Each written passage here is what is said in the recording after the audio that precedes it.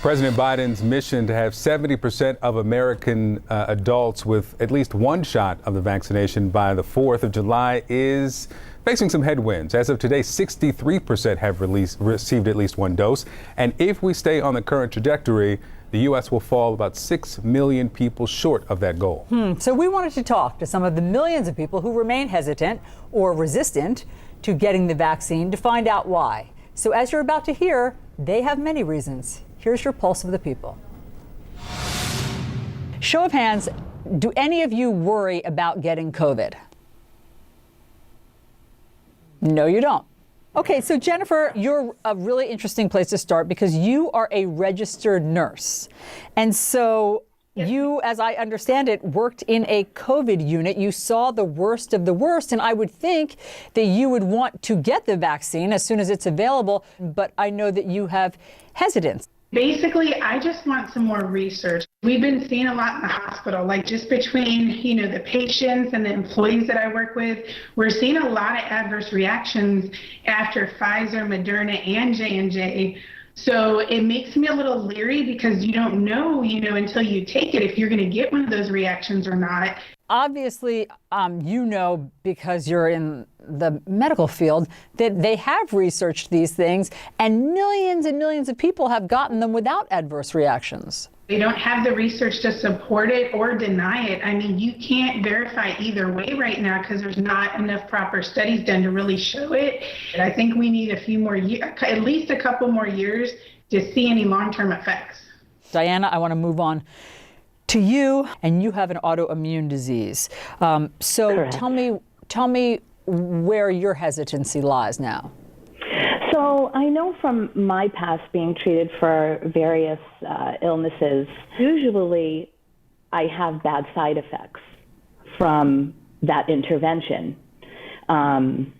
And that, for me, that was my hesitancy, that I didn't want to exacerbate my Crohn's disease because I've been in remission for so many years. Okay, quick, let's move on to you.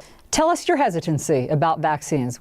A history of just not being able to trust vaccines. I've never been a vaccine guy. A lot of us as black men and black and women in general, we've just been hesitant about doing things because we've always been felt like we're kind of always set up not to win. And yet, at some point, you did come around and you got the first vaccine.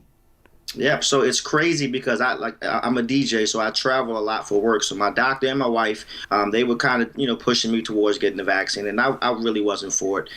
The crazy part, so I eventually I gave in and I got the first vaccine. 2 weeks after getting the vaccine, I contracted it, which really turned me off about getting the second one. And so I really didn't have any real symptoms. I had a fever. I didn't lose any sense of taste or smell or anything like that. Okay, but the fact that you didn't have more severe symptoms, maybe you can thank the vaccine that you got.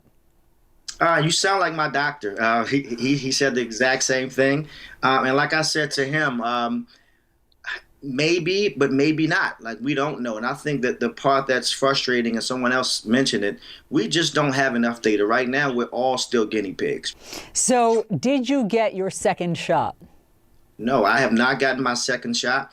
And I honestly, if your next question, am I planning on getting a second shot? Today, my answer is I don't know. Janine, tell me about your hesitancy. What's it based on? I had COVID in February, so I have natural immunity. There's no reason for me to get the vaccine. There's no reason for me to take the vaccine doses from vulnerable people in this country or in other countries who need it more than I do.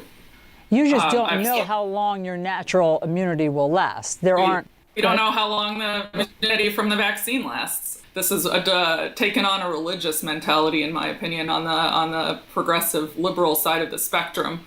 Has this experience with COVID changed your politics? Yes, it's changed my politics. Now I'll vote for anybody who cares about civil liberties and who doesn't allow the trampling of our rights that we've seen over the past year. Jennifer, I see you applauding, so tell me your thoughts. I'm loving hearing her talk right now. Everything she says, I basically agree with. I was really applauding the young lady who said something about just taking away our First Amendment rights. Not only am I a DJ, I am a club owner. So what this did to businesses, A lot of businesses will never recover.